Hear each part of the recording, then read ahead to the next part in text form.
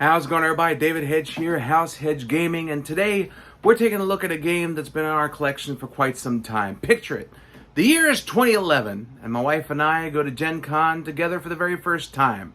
And we see a game that is in a metal tin box that is shaped like a six-sided die. But there was something different about this die, is that one of the sides has a dragon on it.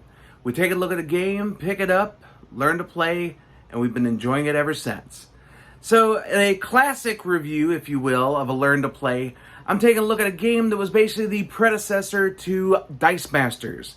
So let's take a look at Quarriors from WizKids. Let's get ready to play Quarriors from WizKids. Now, this is the Quarriors Quarmageddon expansion box. Had a bunch of different heroes in there, and we just got them mixed in with the original base set. But the way the game sets up, it's very easy, really simple. So you have your three main cards here. These are constant. These will always be out for you to buy every single game.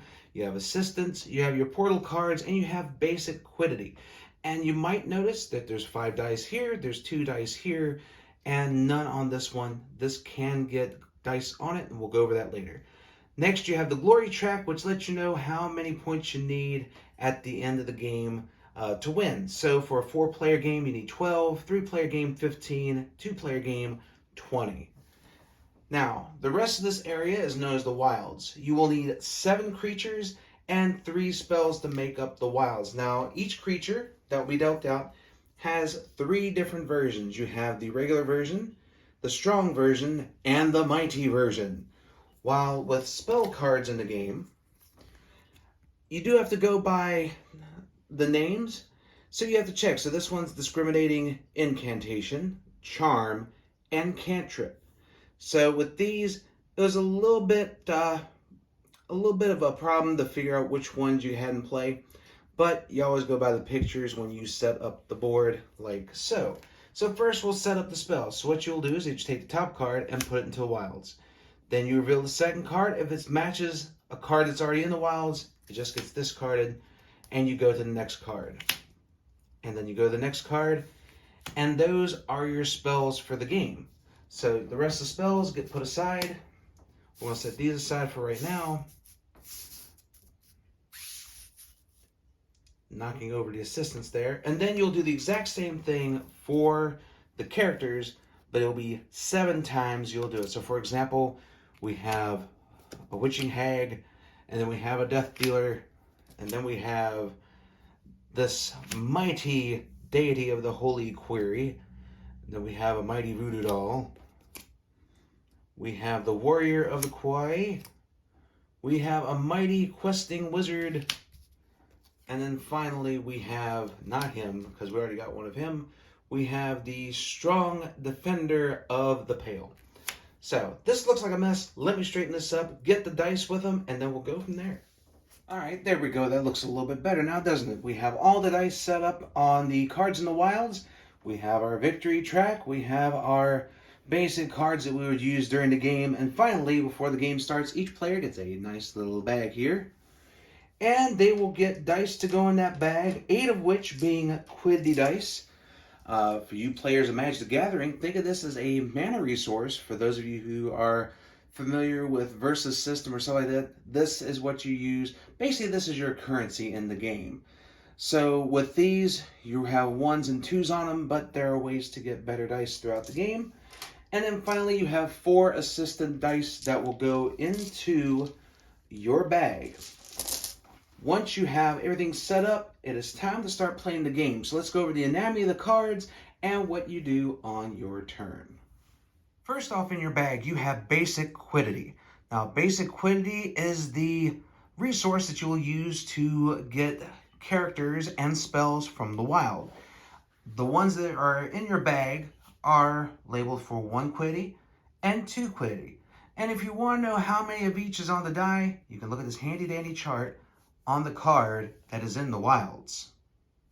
Now, the other die that you will find in your bag is the assistant die. Now, this is one of the many creatures that are involved in Quarriors, except this one is basically your handy-dandy assistant to help you in any way that he can, including getting the holy crap beat out of him by every other creature that he encounters. There are 3 different sides to his die. You have the quiddity die, quiddity side, it gives you 1. You have the reroll symbol, which you can reference his card to let you know what that is. And then you have finally his creature side. Now, him, along with all the other creatures in Quarriors, have different aspects on their die. So for example, in the upper left-hand corner is the cost to bring him out into play.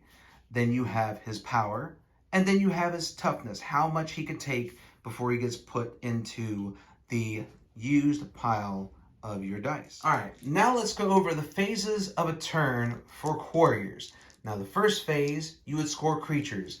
So for example, if there's a creature out in play, you would score it by moving it into your used pile, and you would gain victory points equal to the victory points on the card, depending on the creature that you just scored. That is glory going towards your win of the game.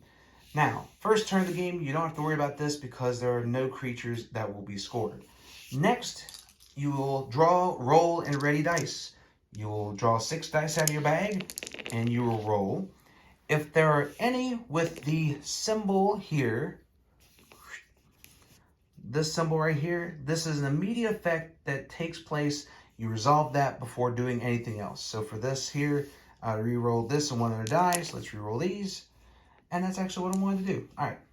So now we have 1, 2, 3, 4, 5 quiddity and 1 assistant ready to go.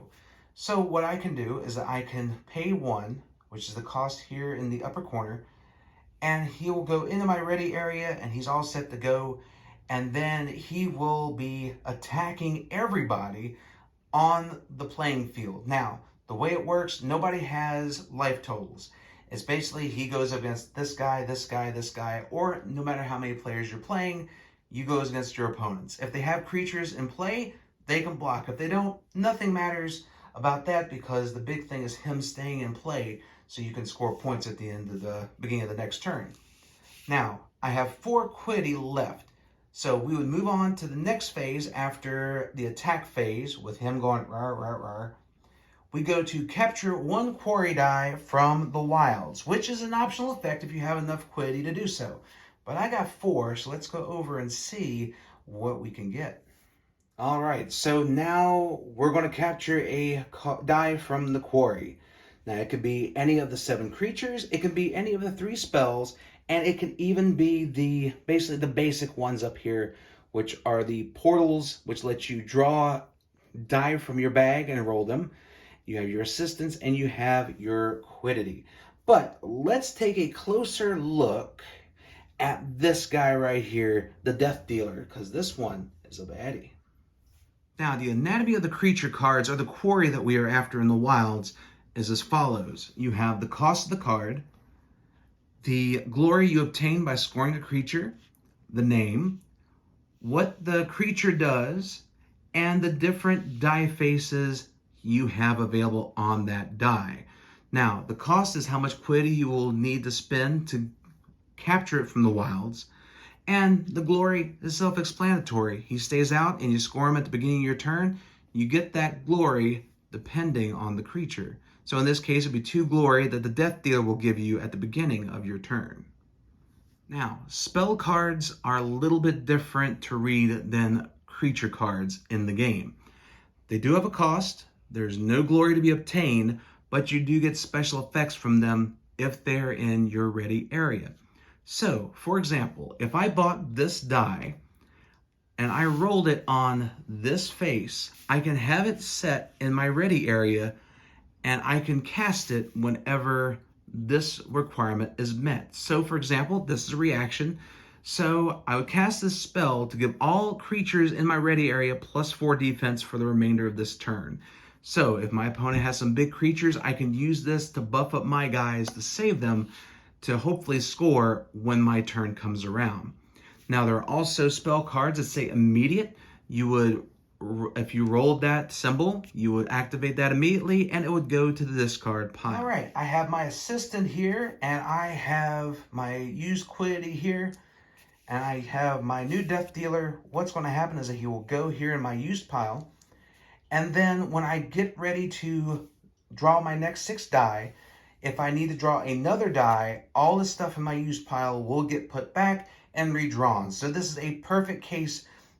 It's deck builder, but it's dice builder, but you're rolling a bunch of dice, so you're not really drawing cards, but you're messing with cards. But you know what? Either way, it's a fun time had by all.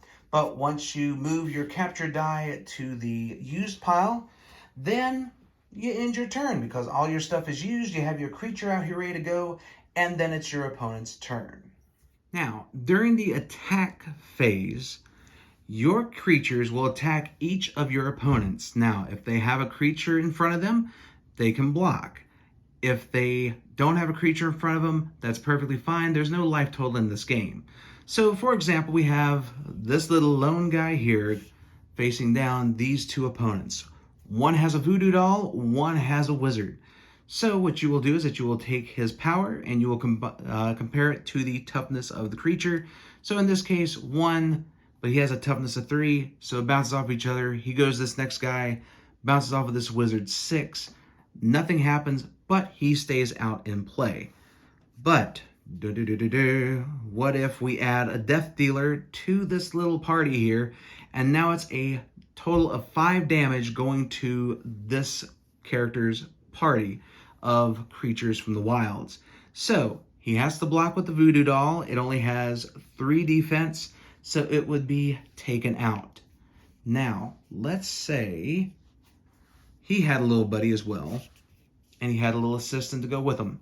You can choose to block how you want, but all damage must be blocked. So, for example, this could go out here. He would take 2 damage. There is still 3 damage going through, so unfortunately that voodoo doll would die. That die doll voodoo. But on other sides of him, if it gets rolled, he does get a little bit tougher in the game. So let's say these two are attacking this group for 5. The person could put the assistant out first, it would go. But there's only 3 damage left to be assigned, and this right here can definitely take it because he has a 4 defense. Now, there are spells that can bump up attacks and spells that can bump up defenses, but that's an entirely different thing, and we'll go into that later on. But for right now, during the attack phase, this is what you got going on with these characters that you have captured from the wilds. So, in this scenario here, you have the 5, he gets destroyed, but he lives. They go over to the wizard. He lives because he has a defense of 6. These guys stick around, and hopefully they stay around to the beginning of the turn. Now, the players will continue to take their turns alternating until one of 2 things happens. 1, a player reaches the designated glory that is needed to end the game.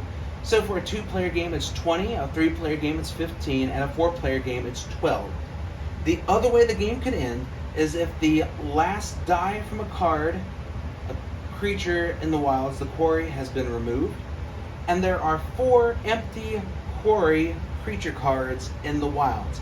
If that happens, the game automatically ends and the person with the highest glory wins. This is a quick and simple game. This is the predecessor to the DiceMasters series that everybody knows and loves from WizKids.